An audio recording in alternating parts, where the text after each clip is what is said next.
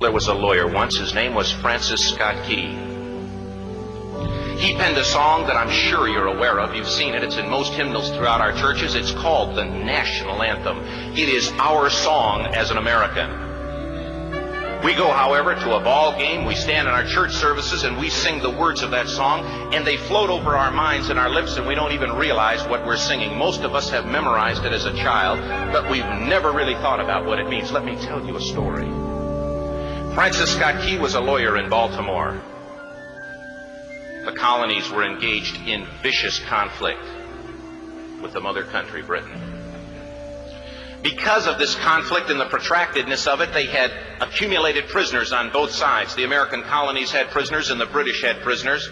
And the American government initiated a move. They went to the British and they said, let us negotiate for the release of these prisoners.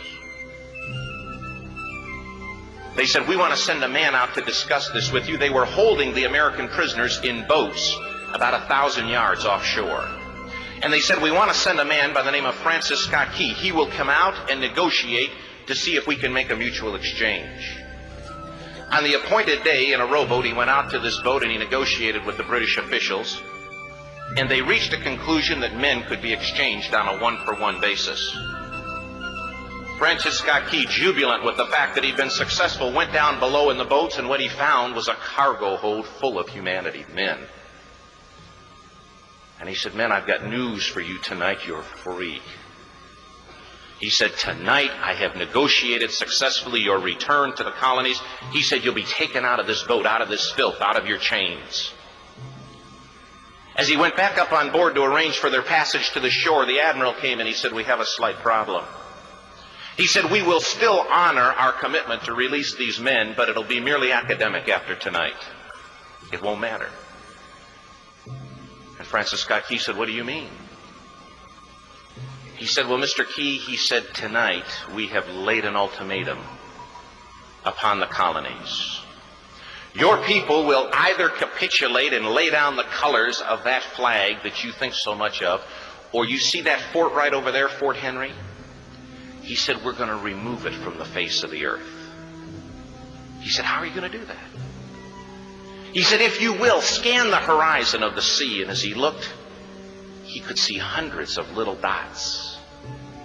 And he said, that's the entire British war fleet. He said, all of the gunpowder, all of the armament is being called upon to demolish that fort. It will be here within striking distance in a matter of about 2.5 hours. He said, the war is over. These men would be free anyway. He said, you can't shell that fort. He said, that's a large fort. He said, it's full of women and children. He says, it's predominantly not a military fort. He said, don't worry about it. They said, we've left them a way out. And he said, what's that? He said, do you see that flag way up on the rampart? He said, we have told them that if they will lower that flag, the shelling will stop immediately. And we'll know that they've surrendered, and you'll now be under British rule. Francis Scott Key went down below and told the men what was about to happen. And they said, how many ships? He said, hundreds. The ships got closer. Francis Scott Key went back up on top and he said, men, I'll shout down to you what's going on as we watch. As twilight began to fall, and as the haze hung over the ocean as it does at sunset, suddenly the British war fleet unleashed.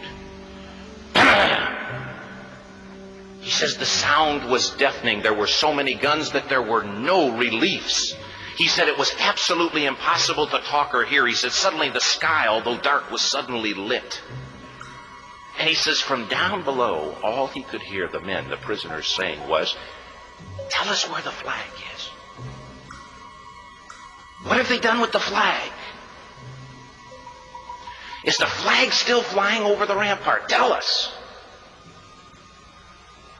1 hour, 2 hours, 3 hours into the shelling,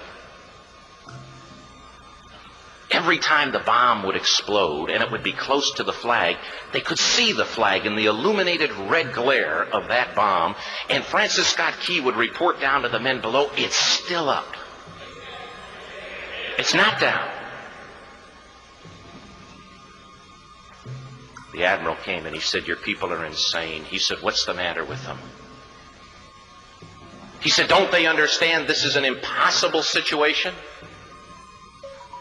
Francis Scott Key said he remembered what George Washington had said. He said, "The thing that sets the American Christian apart from all other people in the world is he will die on his feet before he'll live on his knees."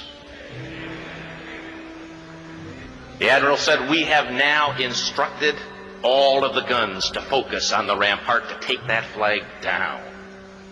He said, "We don't understand something. Our reconnaissance tells us that that flag has been hit directly again and again and again, and yet it's still flying. We don't understand that." But he said, "Now we're about to bring every gun for the next 3 hours to bear on that point." Francis Scott Key said the barrage was unmerciful. All that he could hear was the men down below praying. The prayer, "God, keep that flag flying where we last saw it." Sunrise came. He said there was a heavy mist hanging over the land, but the rampart was tall enough. There stood the flag, completely nondescript, in shreds. The flagpole itself was at a crazy angle, but the flag was still at the top. Francis Scott Key went aboard and immediately went into Fort Henry to see what had happened. And what he'd found had happened was that that flagpole and that flag had suffered repetitious direct hits. And when it had fallen, but men, fathers, who knew what it meant for that flag to be on the ground, although knowing that all of the British guns were trained on it, walked over and held it up humanly until they died.